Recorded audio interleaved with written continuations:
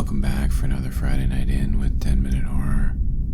We hope this cold night finds you warm and inside by the fire. Tonight, we're going to explore a new story and see where it takes us. Pour 'em and roll 'em. This is Thriller World.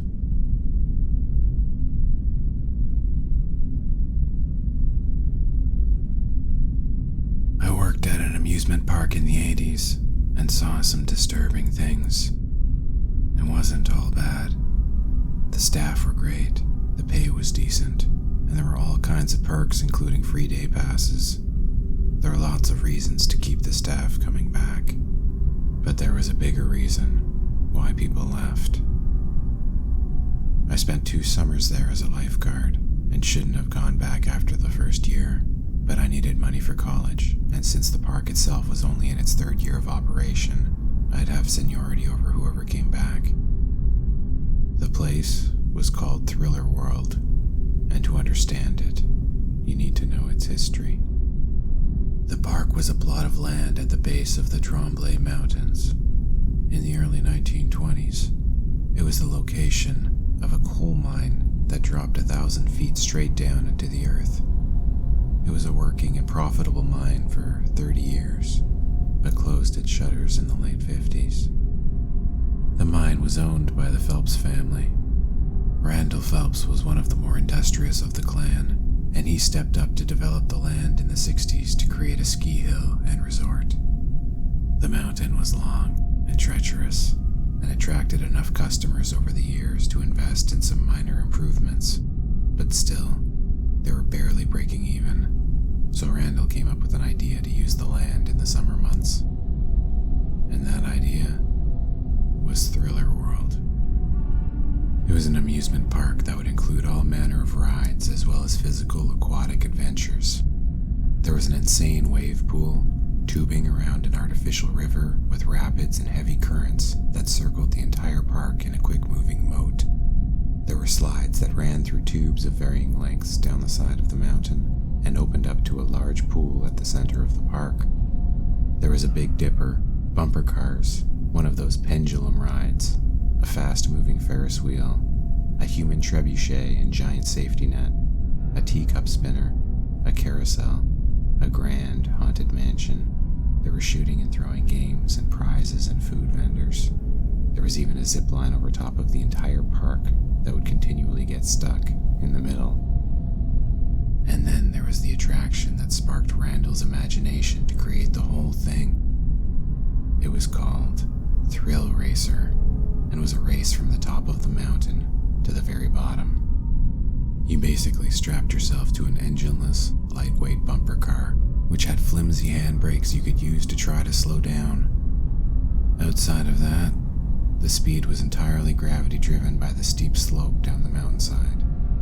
The path of Thrill Racer wasn't straight down, but zigzagged around corners marked by large rocks with arrows painted on them. The ride down took just under 3 minutes on average, but some of the workers would stay after hours and try to set records. This is where I first experienced death at Thriller World. It was my first summer and my second full week working there as a lifeguard. I'd saved 2 kids from near drownings in the wave pool and was feeling shell-shocked. Davis, one of the older lifeguards who'd coached me since I'd started, told me all kinds of stories about the previous summer and the injuries and deaths that he'd witnessed in the park's first year operating. I think the stories were meant to be comforting. What Davis said it came down to was, this place wasn't a picnic. It was dangerous, and people who weren't ready for that attracted problems to themselves. The accidents were almost always the customer ignoring the rules. There was the occasional freak accident, and then very rarely, a ride malfunction. But he reiterated, Thriller World wasn't the county fair. It was a place you had to keep your eyes and ears open. And there was a reason why, amongst its staff, Thriller World had adopted a nickname drenched in blood. Killer World. Somehow it made me feel better knowing that others were aware of what was going on, but weren't worried. and Davis had that young and invincible teenage edge to him that was infectious to anyone who didn't. Like me. I found myself drunk with some of the girls who worked at the games tents. We watched as several of the operations and maintenance staff of the park were set to race 4 of the lifeguards down the mountain on the go-karts. Davis was one of the lifeguards. The maintenance guys brought a box of flares, and each of the carts was fitted with one along the back bumper. One of the lifeguards, Kara, went up to the top of the hill with a scarf to be the countdown girl. When Kara said, "Ready?" all the riders readied their flares. When she said, "Set," everyone lit their flares. Kara yelled, "Go!" loud enough for it to echo down the mountain to us at the bottom. We watched as the racers took off, the red flares spraying out and illuminating them as the go-karts took corners and ripped down the straightaways. It was exhilarating being in the group as we all cheered for the different drivers and teams.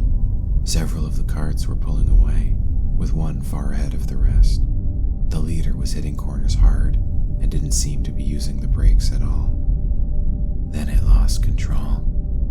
The go-kart hit a corner too sharp and it flipped, sending the driver colliding headfirst off a large boulder and into a violent tumble down the side of the mountain.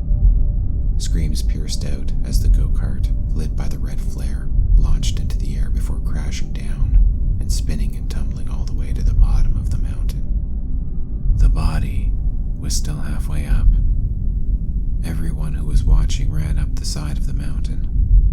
By the time we got there, the maintenance staff and the lifeguards who'd been racing were circled around the body. It was Davis, though it didn't really look like a person. He looked like a plush toy with all the stuffing taken out. Davis's girlfriend, Molly, another lifeguard who'd been cheering beside me, rushed over and dropped beside his body. She tried to pick him up and hold him, but found Davis's body was like picking up wet laundry. The bones and muscles were pulverized. Molly tried to touch Davis's face, but even that was like a large Ziploc bag overfilled with lasagna. The investigation revealed that Davis had been going too fast and lost control. The go-kart he'd used was destroyed in its fall, so it was difficult to tell if the brakes had been working. But there were no marks on the pavement. Either way, it was pushed aside, and by Tuesday, everything at the park was back to normal. Except Molly never came back. I didn't blame her. I developed a drinking problem that summer, but managed to get it under control by the time I left for school. I told myself I wouldn't work at Thriller World the following summer, but when time came to look for a job, there was little else in town that was hiring. I went back for my second summer, trying to convince myself it wasn't as bad as I remembered. The Thrill Racer was back in operation, as were all the other dangerous rides. But this year, there was a new one. At Thriller World, management always offered money to any of its employees who would test the new rides themselves, both for entertainment and safety. But in their newest ride, no employee would test it. It was called the Mine Drop. Over the winter, Randall had brought in engineers to work on the mine, reinforce its structure, and update and adapt its elevator to one that moves at an unnerving speed up and down. The elevator would take 10 people at a time and drop them 1,000 feet down into the pitch black, since there'd been a cave-in at the bottom of the mine in the 1950s, which resulted in its closure. There wasn't anywhere to go down there, so the elevator would slowly bring the riders back up. There was talk of adding in stops along the way, where riders could get off and explore certain closed-in areas of the mine, perhaps even adapt the haunted mansion into the tunnel systems. But it never got to that point. In fact, it never even opened to the public. Randall paid 10 people from a local shelter to come test out the mine drop after we'd all refused. The elevator reached the bottom and was halfway back up when all 3 safety mechanisms malfunctioned, and the elevator dropped to the bottom. All 10 people were killed on impact. Their bodies were found in a pile of pulverized bone and meat. Randall did an exemplary job of keeping the details from the public, as he did with all the accidents that occurred. But the events of the rest of the summer couldn't be kept quiet. It seemed like every week, the injuries got worse, and another body was added to the pile. In the wave pool, there were drownings from children being pulled into the suction generators. When the bodies were found, it was discovered they hadn't drowned. Their bodies had somehow been pulverized by the jets, their bones and muscles liquefied. In the artificial river rapids that circled the park, there were a variety of strange deaths, including drownings and electrocutions from the underwater fans and the ungrounded electricity that circulated through the park. The lifeless bodies would be carried by the ongoing current around the park's moat until they were pulled out by special lifeguards, referred to as pickers. One afternoon, I arrived for a shift, and as I passed the entrance, I saw the bodies of two boys, one after the other, face down, floating by like logs taken down the stream in a heavy current. Apparently, they were on their second lap around the park, and none of the pickers had seen them. Their bodies, too, were pulverized, but those were explained away as the bodies being tossed and bounced off the walls and fake rocks in the artificial river. I remember pulling one kid out of the water who'd just been on the edge of drowning. His body was covered in bruises. I heard him talk about hands in the water, hands squeezing him, hands pulling him down. I never managed to find the kid after that to ask him more, but I heard he moved away. The final nail in the coffin of Thriller World came at the end of August, and it involved Thriller House, the park's haunted mansion. The mansion was built specifically for the park and was filled with hidden rooms and stairwells and shifting walls. It was easy to get lost in it, and people did. A lot. In fact, it was the attraction that seemed to cause the most issues among the people who used it. There were several kids who went missing inside. Because of the scale of the mansion and the shifting walls, some weren't found for hours. When they were finally discovered, it was always in the House of Mirrors room, in the basement, and the children were always babbling incoherently. Thriller House also had a secret way up to the attic that most customers didn't find. Some of the other employees would go up there to drink sometimes after shifts. I joined them after one bad Wednesday. I was uneasy the whole time. The room was huge and there were only 6 of us, but it felt like the area was filled with breathing bodies pressing in on you. No one else seemed to notice, but I couldn't shake it. Then the power cut out and we had a reason to call it a night. The mansion creaked like an old home, even though it only looked like one. When we left, the walls leading to the doors out shifted on us and led us down to the basement, where we got lost for a half hour in the pitch black of the terrifying cellar. There were all kinds of frightening statues and props dangling from the walls and ceiling. We thought we were going to spend all night down there, but I finally found the hidden door leading up to the first floor. We got out and all went our separate ways. It wasn't until the next day at work when we found out a younger lifeguard named Jill hadn't come home last night after her shift. She was one of the people who'd been drinking with us in the attic. We all thought back and realized she hadn't come out of the basement with us. None of us saw her again after we left the attic. We agreed to go and tell our supervisors what we knew, but we never got the chance. While we were meeting to discuss what happened, a father had gone into Thriller House with his family and discovered the way up to the attic. In the attic, several of the floorboards broke and the family of 4 fell through. They landed on a group of 5 people below them on the second floor. The second floor then collapsed onto 8 people on the first floor, which then collapsed into the basement, and 3 more people who'd just discovered Jill's body.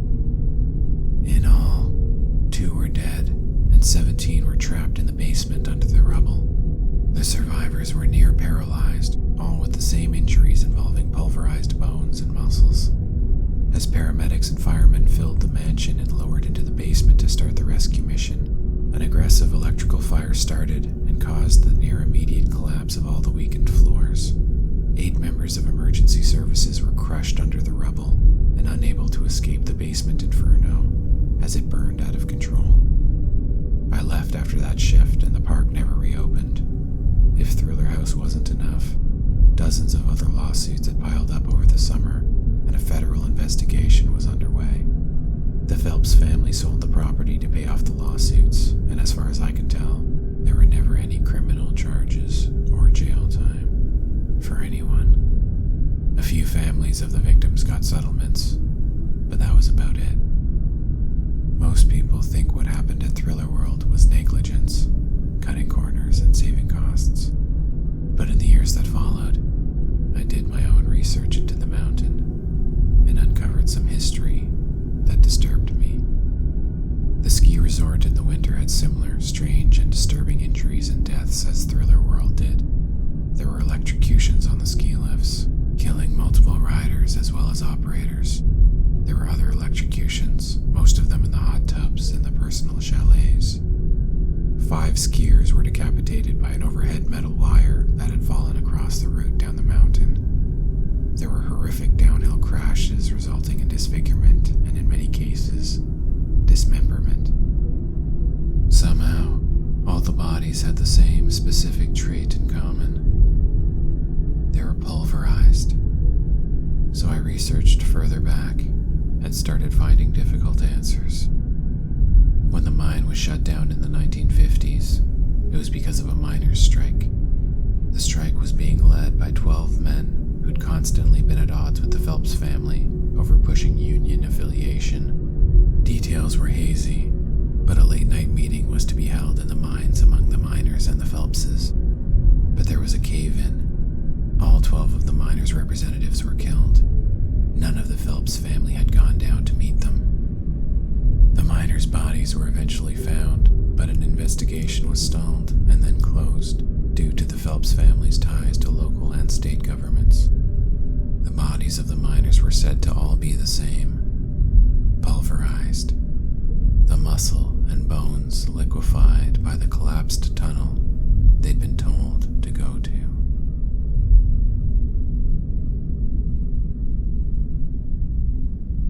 And that concludes episode number 53 of 10 Minute Horror. We hope you enjoyed Thriller World, and we'll see you back here next Friday night for something new and scary.